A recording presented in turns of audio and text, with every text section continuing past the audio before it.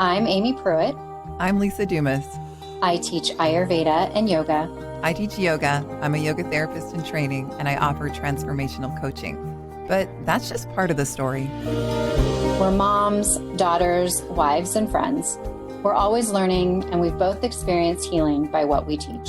And the intention of this podcast is to offer you our favorite tools from the traditions and sciences that support us as we navigate the realities and stressors of modern life. Each week, we'll share stories, answer your questions, and talk to others who inspire us. Welcome to the Radiant Warrior Podcast. Yoga and Ayurveda to reclaim a courageous heart. This week, Amy and I are so honored to introduce our first guest to the podcast, Mary Campbell, just a brilliant women's empowerment and intimacy coach, counselor, and educator. She's the founder and executive director of Walking Our Talk Women's Creation Circles and is the author of the forthcoming book, The Pleasure Playbook, 13 Invitations for Awakening Joy. Mary offers sensuality workshops and retreats for women and couples near her home in the Berkshire Hills of Western Massachusetts and around the world. She works privately with individuals and couples wishing to deepen their heart and body connections. And I was fortunate enough to experience you, Mary, live and in person at a blissful women's retreat in Mexico, where you offered the chance for women who are feeling overwhelmed and overworked and disconnected from their hearts and their bodies, a chance to deeply restore, and not the kind of rest and restoration that so many of us will turn to when we're feeling burned out that ends up depleting us more, but real, true reinvigoration of our innate energy. And I just appreciated it so much. I got so much out of it. Thank you very much for taking that in.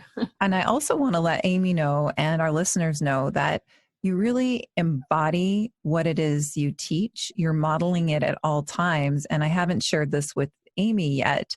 I recently got to see you in person because I'm taking this yoga therapy training in upstate New York, and it turns out that you live nearby in Massachusetts. So you were kind enough to open your home to me after I traveled all day the day before the retreat, and everything was delayed. My flight was delayed, and then the luggage was delayed coming out. And so I was supposed to get on the road to you by about 5. I didn't get on the road till 7:30, and I was starting to feel just a little bit worried about getting to you too late. And, you know, you just texted me that it was okay and that I should just trust that everything's happening as it should. And you never know what magic may occur, you added. That's right. I remember. So you're living what you're teaching. And I really appreciated that. And I was able to just calm right down and actually start enjoying the journey. I am so glad. And it's really what life is. Life is this journey. Life is really taking whatever comes, because we don't control that. There's no way we can control most of what happens. We tend to think we can, but really in truth, we can't. And so living in a way where you take what comes, but you really try to find the magic. You really look for something about that can ease your way, that can really find a space of enjoyment in the midst of it. I've been in situations that are crazy, and once in a while been able to access that. I can't say all the time, because sometimes life does just a little bit too much, but it is that living from the possibility, living from the pleasure that's everywhere around us all the time, and we just don't see it because we're sort of have blinders on, taking us out of what's in the moment and putting us in the fear of what was or anticipation of what's coming. And that's really the magic, is staying right here in the moment. I just felt my shoulders like relax down and my breathing slow down when the two of you were talking about your journey, Lisa, to get to her, and then how you embody all of that, Mary, and, that space you created for her. It was a joy to have her here. We had such a lovely time. And I like that sense of welcoming people, because it is sort of welcoming them into my little paradise here, my sweet little home, next to the woods. And I've created a life that suits me here, with having had all sorts of crazy machinations in my life. So adventures and family and, a full plate of life. So it's such fun and such a joy to invite people here. Mm. Well, I really appreciate you taking the time to speak with us and to our listeners. Lisa has spoke so highly of her time with you, and I really look forward to getting to know you more. Can you, for me and for our listeners, describe the work that you do and how you help women and couples? I had a sort of a interesting midlife crisis, guess I would say, in my marriage and with my children growing up, where I really needed to find a way of being more participating in the world in a more powerful way. I was a music teacher and I loved that, but and directed choirs, but I really wanted to have a greater impact. And this being able to I primarily work with women and couples, to look at their lives. Most women, I think, in our culture are strung out, overworked, overwhelmed, triggered, distracted. We try to do so much. And I have a huge amount of compassion for what women put themselves through, because we really, especially this generation, and I'm a bit older than you both, but understanding that I feel like my generation was the first one that had that idea that we could have it all.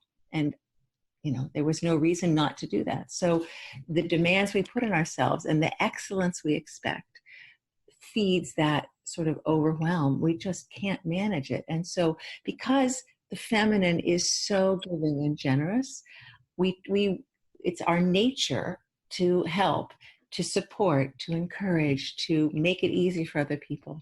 And that on top of doing a job, and of course we have to stay in shape, and we have to make sure our weight is just right, and we have to make sure we look good, and we have to make sure we're perceived well in the community, and we have to be involved in the PTO, and it just goes on and on. So what I've found that my work is really to help women come back to what is our origin as feminine beings. This is almost less about gender, but it is, since we're women, we have a capacity to connect with our sensual selves, with the earth, with this part of us. It feels like my work is really to help women remember who they are, that they're women, that they're sensual beings, that their joy comes from living in their heart and living in their truth. And the truth we often minimize so that no one's hurt, no one else has to sacrifice. But living from the authority that comes through our hearts is really, I think, the biggest answer for what we need in this world. But to do that, we have to be connected to our bodies. And most of us really aren't. We may work out or do yoga, but we don't know how to really come into our bodies and feel and sense and trust those experiences as just as important as what our brain tells us. So the work I do is to help women come back to their joy, come back to the pleasure of living in their bodies, and begin to look at what blocks that, and look at what we can do in our lives to shift things, anything that blocks our essence. Because beneath all of our compensations and work that we do day to day, it's really our essence. It's this beautiful, shining light of who we are.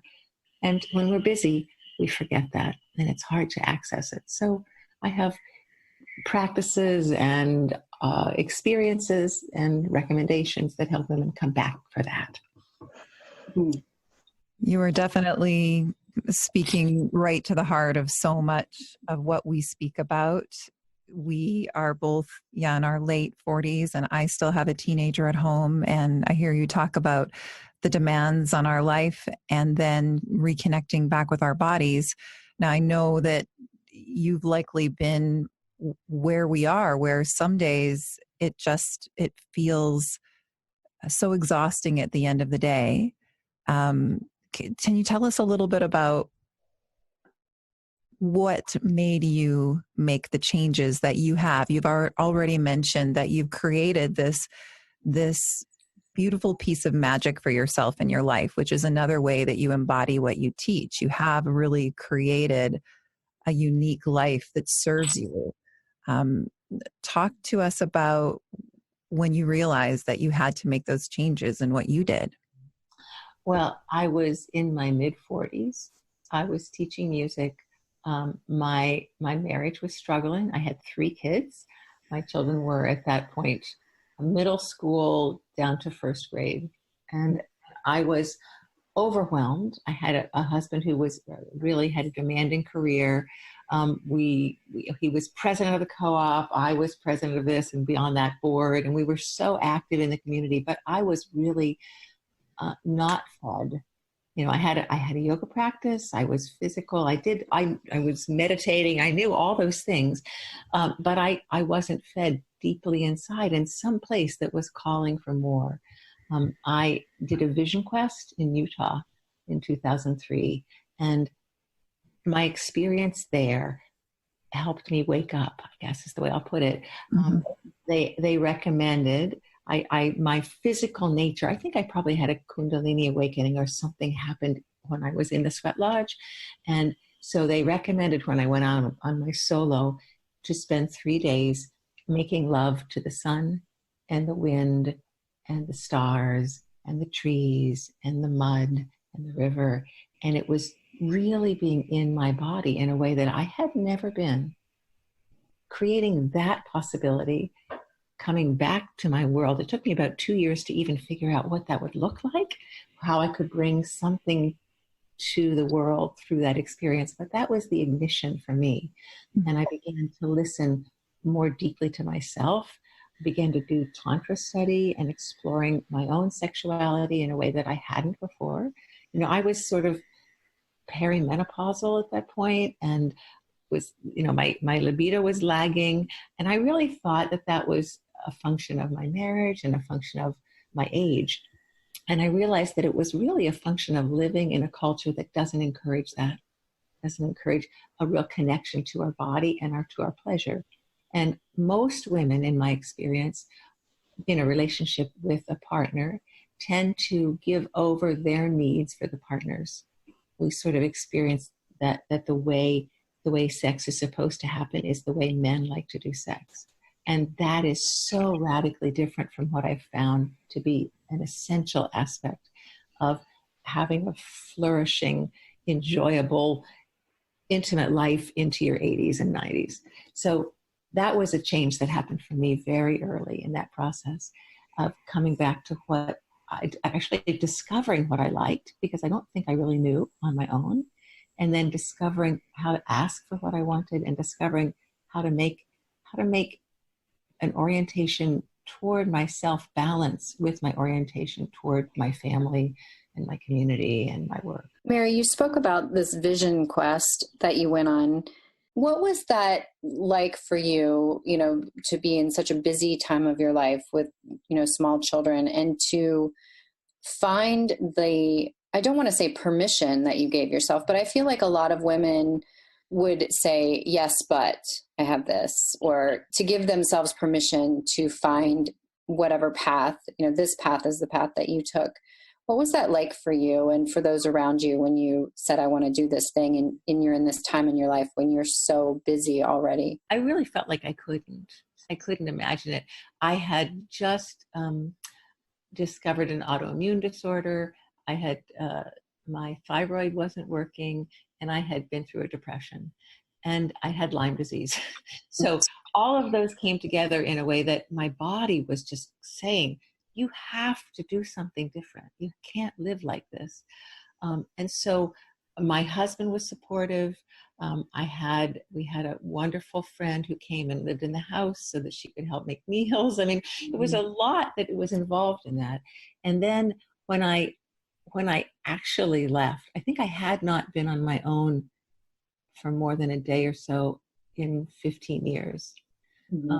So I discovered who I was. I had forgotten who I was. If I wasn't a mother and a wife and a community member, and and a teacher. I'd forgotten that aspect of myself. So it was such a powerful thing to do that for myself. And I really recommend that people find a way, women find a way to give themselves a break, to step away. It does seem impossible, until you start laying out the steps one at a time and give yourself permission. It's really a piece of this work, is allowing yourself to do for yourself what you need. Mm-hmm. Most men are good at that, and most women are not good at that. Aimee, we're both nodding, I'm sure. My head is nodding right now. None of us can see one another, but you are just speaking right to our hearts. Aimee, I know that your story is one of coming to a place of severe burnout, and I have my own bottom that we've shared right before that moment of awakening, as you put it, Mary, when we realize that something has to change, and this is this one life that we have, and we've got to do something different. So it's so beautiful, and thank you so much for sharing that with us. And now when you returned and you started to integrate some of this new awakening and this new knowledge into your world, what went on between that moment and then wanting to share what you've learned with others? Well, I began to read, and I began a deeper practice. I began a Qigong practice to start sort of really coming back to my body and connecting to the earth and the environment around me. So those were powerful. I had a wonderful counselor who I worked with for quite a while to just help me realize what the calling was within me, and really listen to where I would say my soul is calling, but you can call that whatever you want.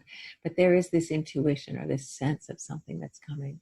My first thing I did was to do a big symposium about voice. And I invited 5 women who I knew who were well voiced in the world, bringing their gifts to the world, to come and speak. And it was a really fascinating thing. I'd never done anything like that. I made so many mistakes, but I think it was 2005 that I did that. And from then, step by step, I started gathering women, and gathering women in something I called Claiming Our Voices at first, where I wrote an email about some concern that we all have. It could be self-care or kindness or generosity. There were sort of general terms, but I wrote a little blog about it and sent it out. And then I had 15 to 25 women come for an evening once a month and speak about what was on their heart for any of these topics. And it was a timed share. We had a meal. People loved it. And I started to be more comfortable gathering women. And since then, I've done all sorts of retreats and workshops and courses, and been speaking at different events and different conferences and festivals. So it's been a way to step out into the world one by one, to just sort of invite women to taste what I guess I can't say what I offer.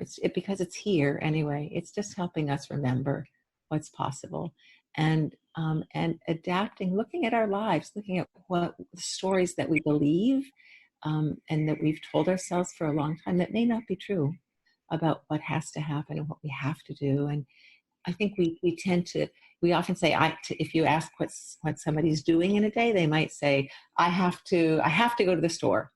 And I try to reframe that to say, you're choosing to go to the store, because women have been in that mode of victimage for so long.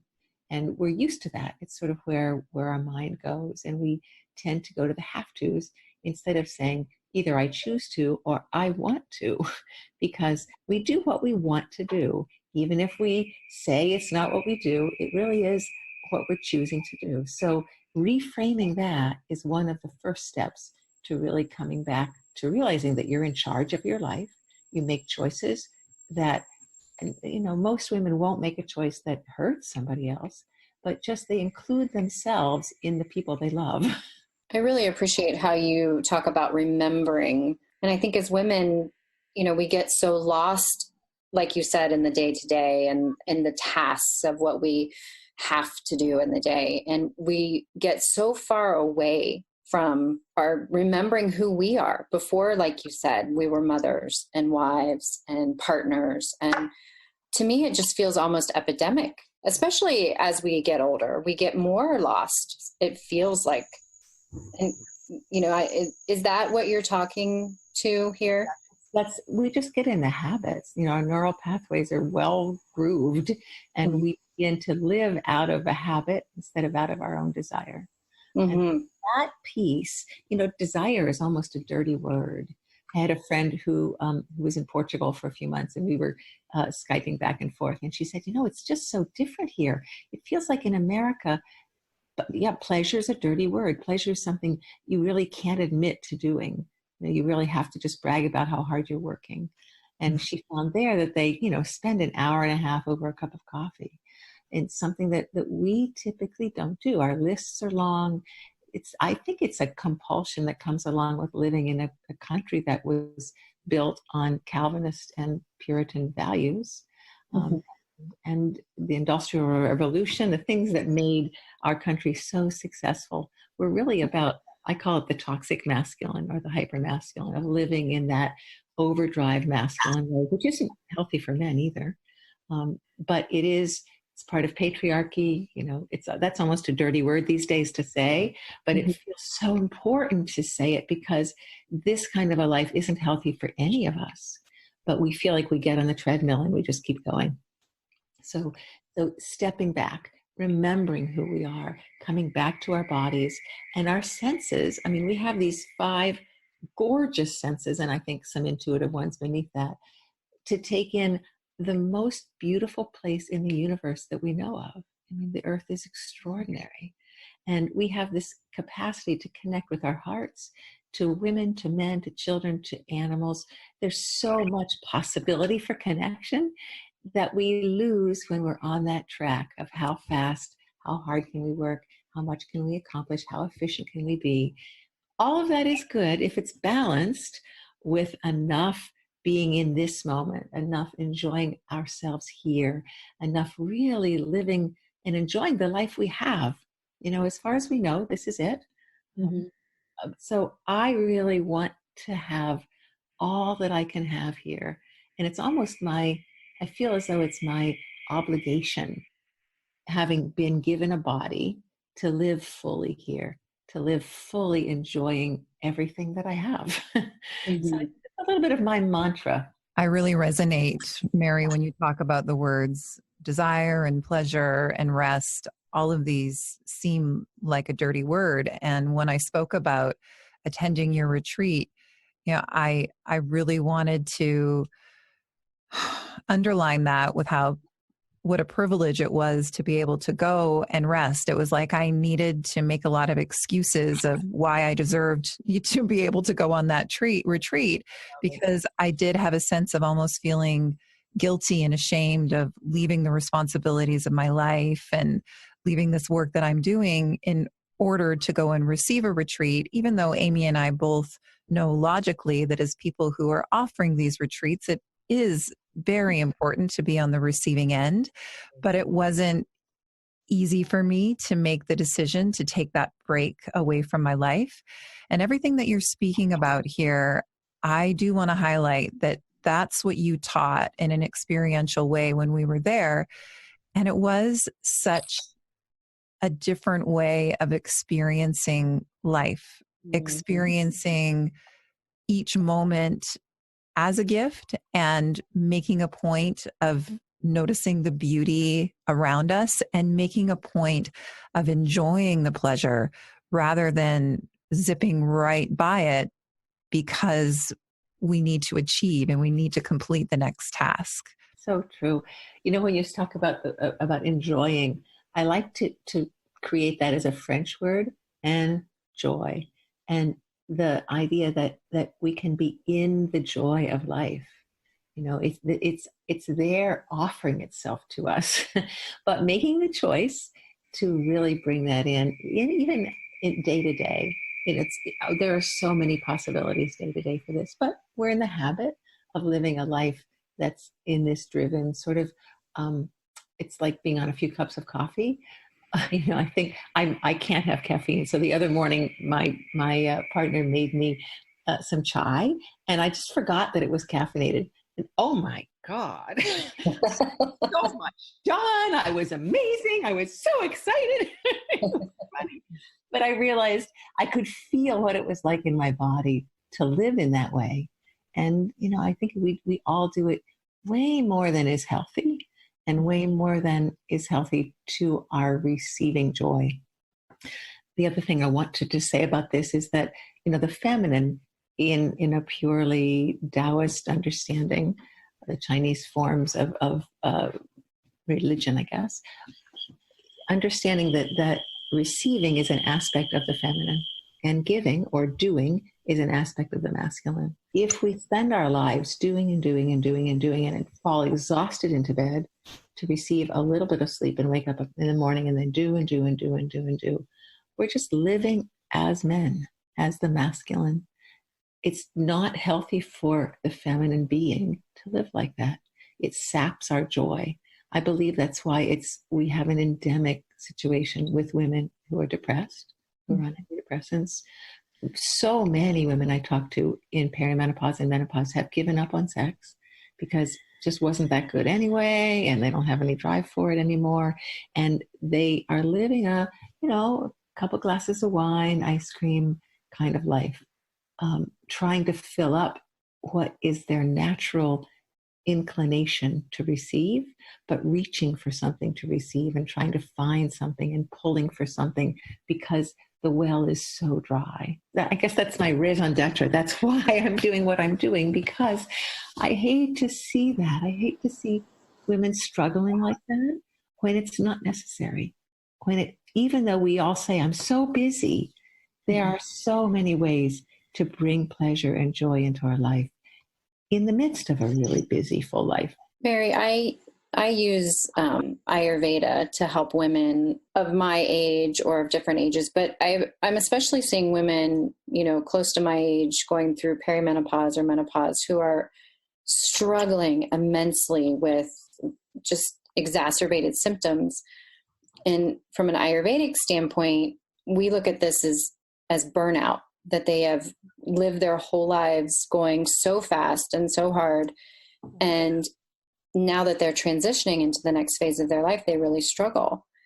And when I try to counsel them that rest and rejuvenation and restoration would really help as they transition into the next phase of their life, there's such a resistance. And do you find that in your work with women, that when you're encouraging them to embrace the divine feminine and receptivity, that there's a resistance?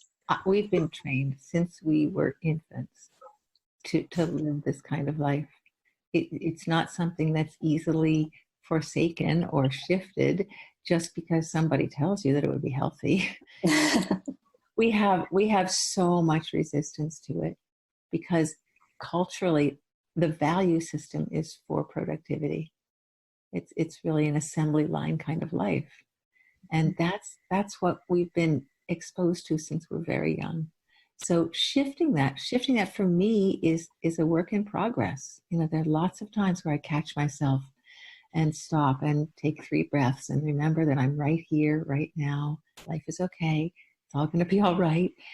I get caught up just like all of us do because that's what's rewarded.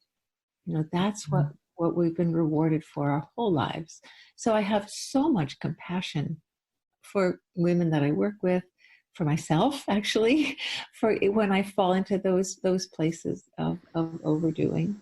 But I think as I've learned and stepped back and watched and without any blame or shame, just noticed, and the more you can sort of live in that space of not putting yourself down, but really recognizing that we're all doing our best in a culture that rewards something that's not healthy.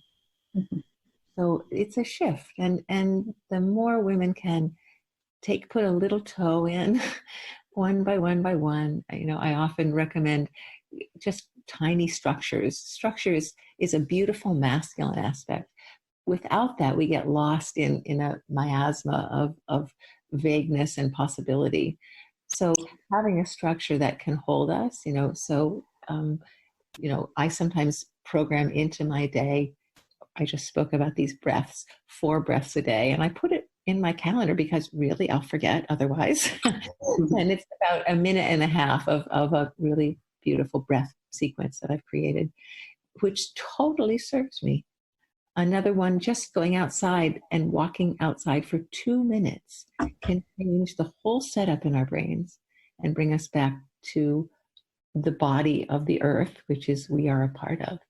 So there are so many little things that can change and can happen so that we can come back to ourselves. And the more we come back, the more delicious it is, and we want to come back more. Mm-hmm. Mm-hmm. Yeah, it's about breaking that cycle and talking a lot about women and the to-do lists and keeping busy. There's also nothing that's going to snuff out the flame of sexual desire more than that kind of exhaustion. And so I know that a lot of the other work that you do is with couples and reclaiming that aspect of their relationship. And there's that moment when that flame seems to inevitably ebb.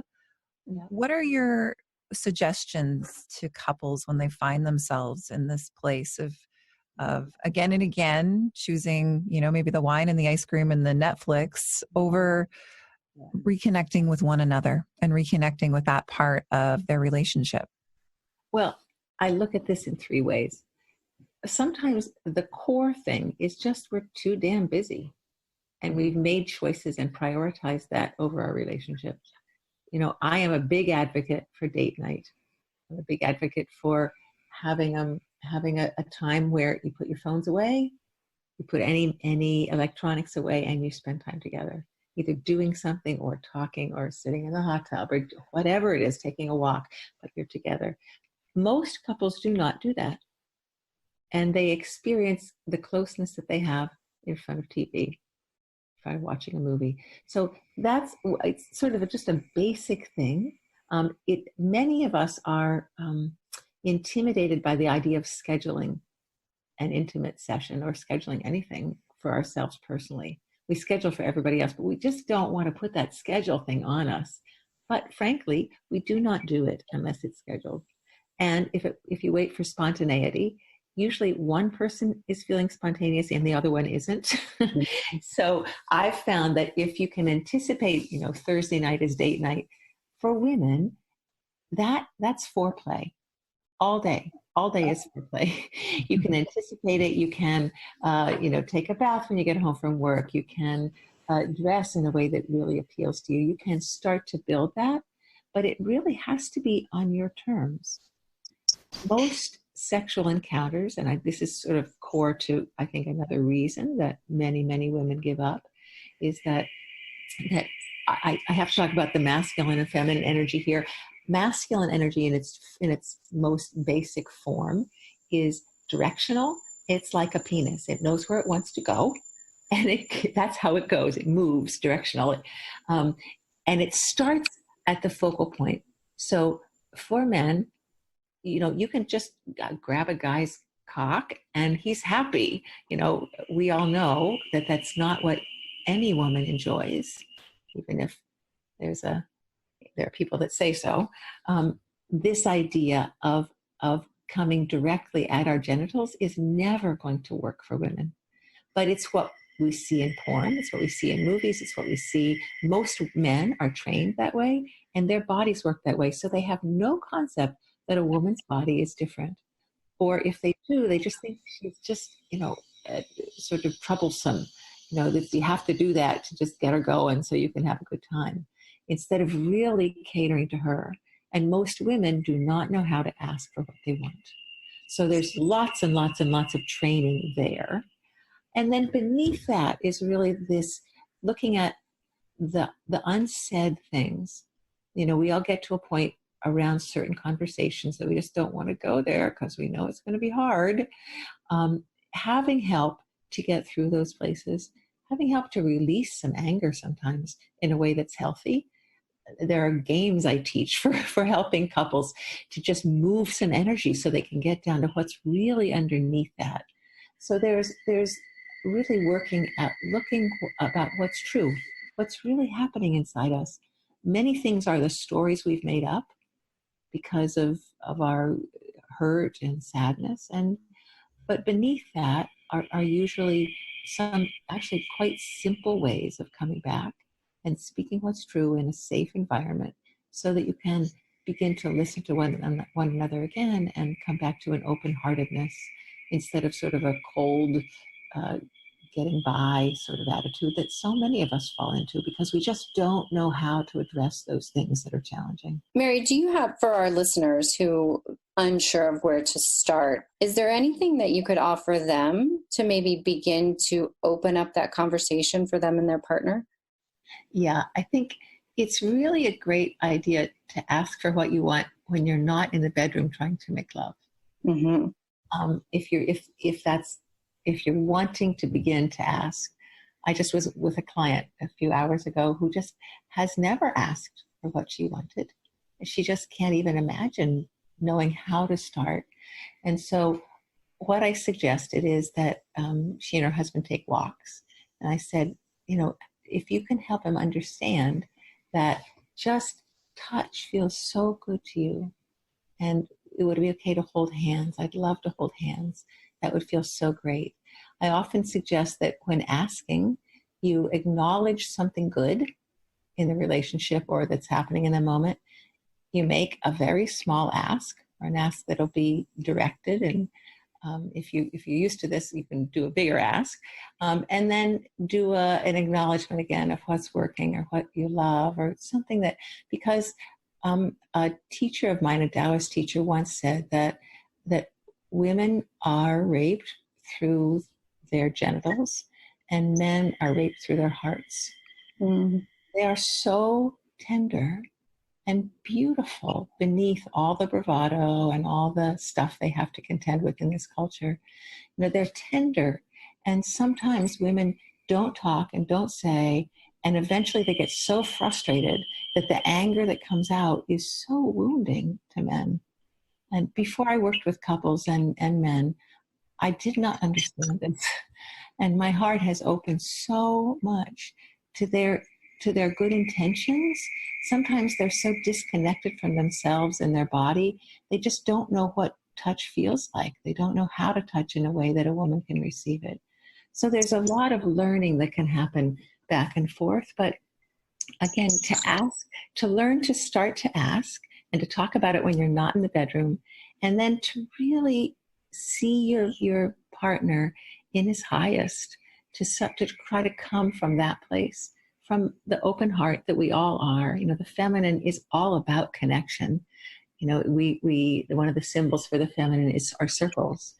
We experience circles, we sit in circles. It's how we live. We're about that connection. And the masculine is about purposefulness. It's like a straight line. You're going towards something. So men are often not nearly as connected emotionally to other men, for sure. But often they don't know how to be connected in that way with a woman. So we bring that juice, we bring that knowledge, we bring that wisdom. But if we forego it because of their gruffness or their pushing away, we lose the possibility actually for feeling their heart. And when I feel my partner's heart, I'm able to drop a lot of my conditions and a lot of the things that also block my love, and I can come much more toward him. You're not only offering for women tools for them to remember their true nature, but also giving them the opportunity to experience all that life is offering them. Like you spoke so beautifully about experiencing life through the senses, and then also giving them tools to reclaim their sacred sexuality and to be able to experience life, all that life has to offer between them and their partner. Like, it's magic to hear you speak about the work that you're doing with women and with couples right now. Thank you. I don't know anyone who sort of brings the combination of things that I bring to the table. So Right. And honestly, if you had talked to me at 40, I never would have guessed that I would be doing what I'm doing at 61. This is not at all where I'd anticipated my life going. But I feel like I've been given opportunities that are helpful to others. So having that chance, having that this, I guess I would say, life training, is just a great good fortune, and really, it's just bliss for me. It's so wonderful. When I was a music teacher, I was writing lesson plans all weekend long, and I was so diligent and working so hard and so exhausted, and raising a family, and it was exhausting. And it feels now as though my work is just play. It's just joy and delight. And even when I have resistance and conflict, it is just fun. It's fun to do this work. Do you feel that like life has slowed down for you in this part of your life? Well, my children are all in their 20s, so they're off doing their things. I have a wonderful partner in my life. I see him 2 or 3 days a week, so I have a lot of space. But I also fill it up with, clients and yoga and hiking and other joys. So it has slowed down in that I can be the origin of most of my decision making. That's different. It's different than when you're younger. But the flexibility that I developed being a mom and doing so many things for so many people has come in handy for me, because I can really feel when I'm going too far into the masculine, too far into work, and I can just be flexible enough to move without any shame or blame. So that's, I would say, I wish I could say it's really slowed down. I think it might slow down when I'm 80 or 85. I don't know. But I love to live a full life, and I probably always will. You mentioned your age, and I want to highlight for our listeners that you are a radiant individual, and the practices that you do to continue to connect with your body and connect with your sexuality are definitely inspiring, because you are absolutely living what you're teaching. So I want to put that out there. And then something else that you mentioned when you were talking about holding space and creating those circles for women. Something that women are longing for is connection with other women, not just that reconnection with their partners on a physical level, but also that reconnection with each other.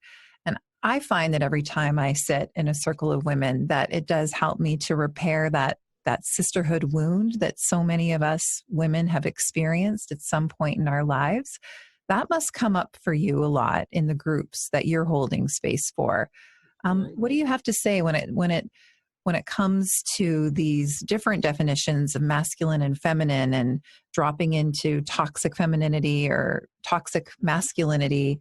How does that relate to this sisterhood wound that so many women have experienced, that cause us to judge one another and compete with one another rather than holding one another up and being there in support of one another? Sure. Living in the culture we live in, it's about competition and scarcity. And what I think, again, it comes back to patriarchy. We were schooled to think that there's not enough and we have to compete.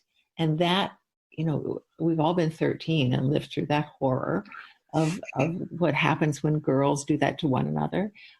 I don't think it's natural to the feminine. I think it's what happens when we're in a structure that pits us against one another.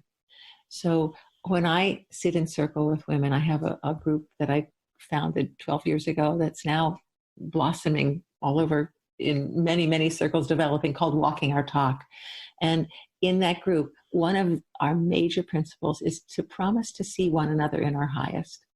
And to sit in circle, I'm sitting in circle with 18 women right now, aged from 20s through late 70s, and to sit with women and see each other in our highest, to vow to do that, to recognize when judgments come up.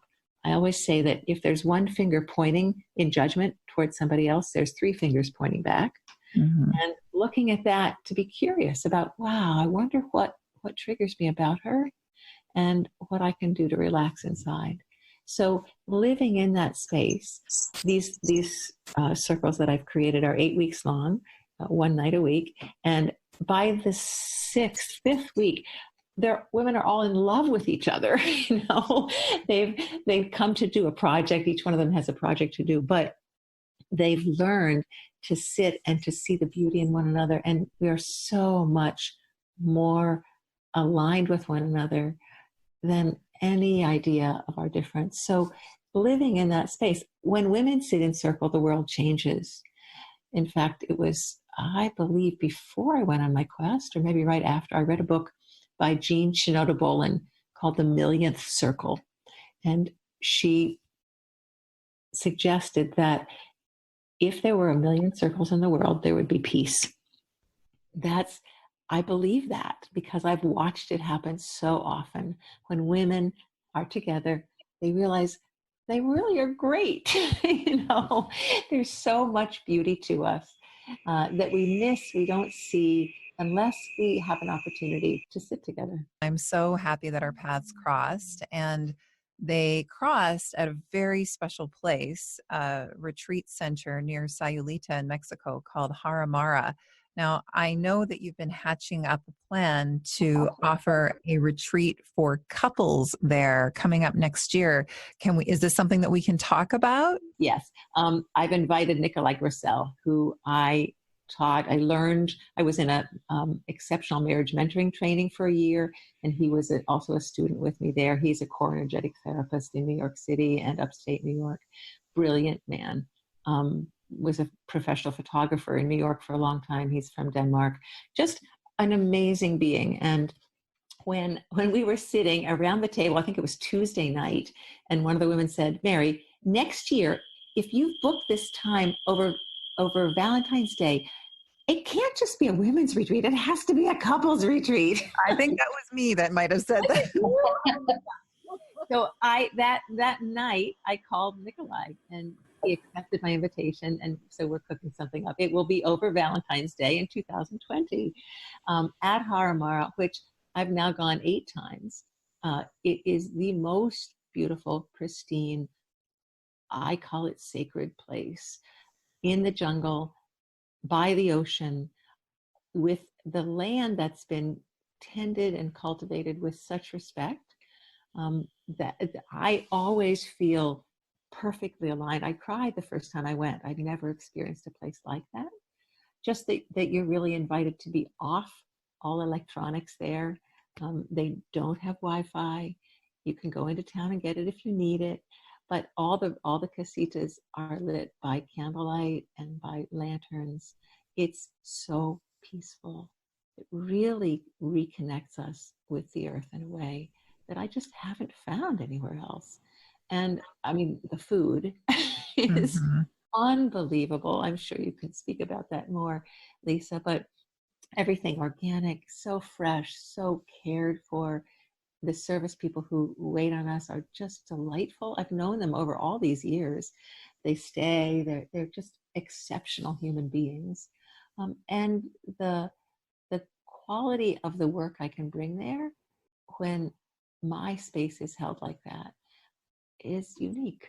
It's really, I have not experienced anything quite like this in my life. Speak more about what you'll be offering at that retreat. We likely have women that are listening that think, okay, this would be a really great idea. I would love to have a week reconnecting with my husband. I would love to be learning new tools and practices to continue to grow our intimacy or to reclaim that flame.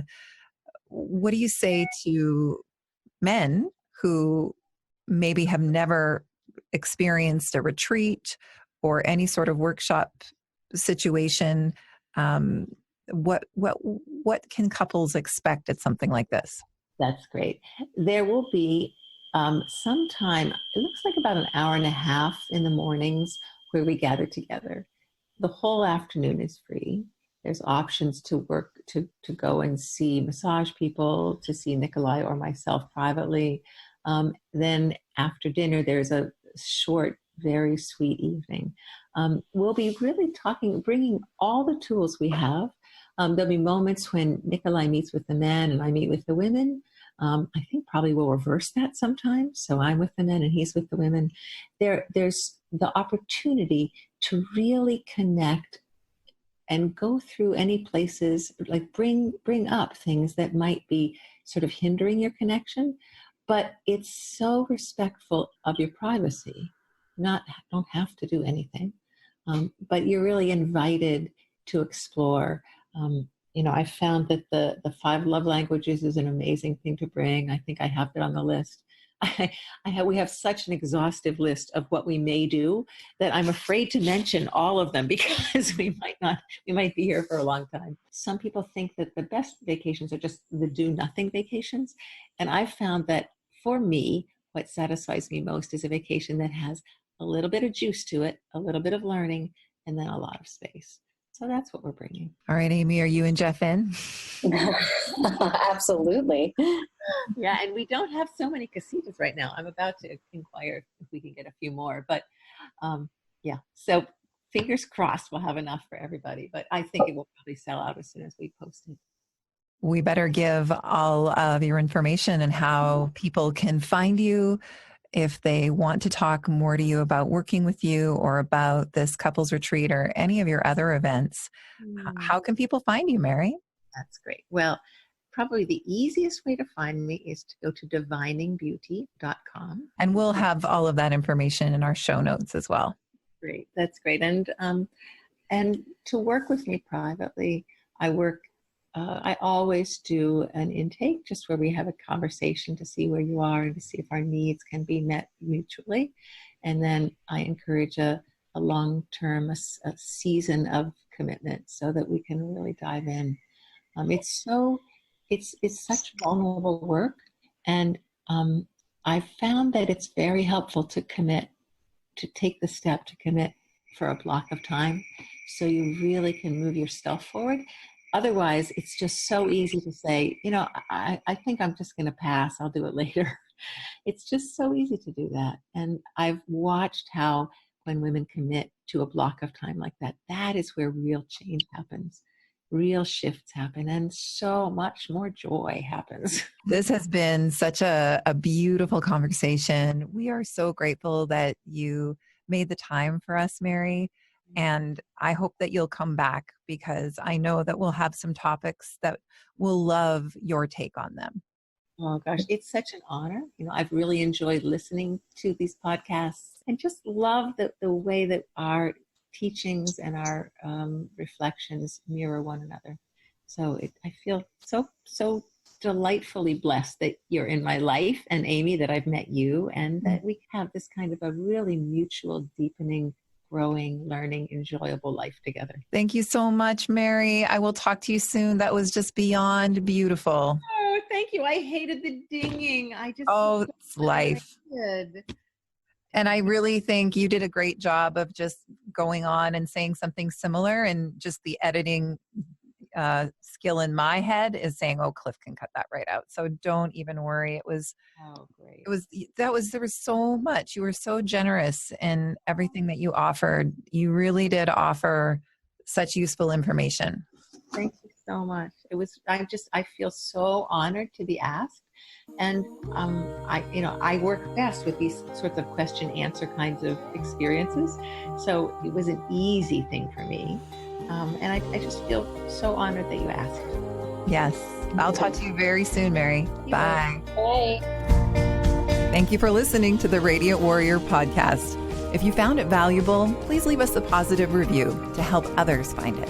And please check out the Radiant Warrior podcast on Instagram and Facebook to leave us your questions and find out where you can come and practice with us next.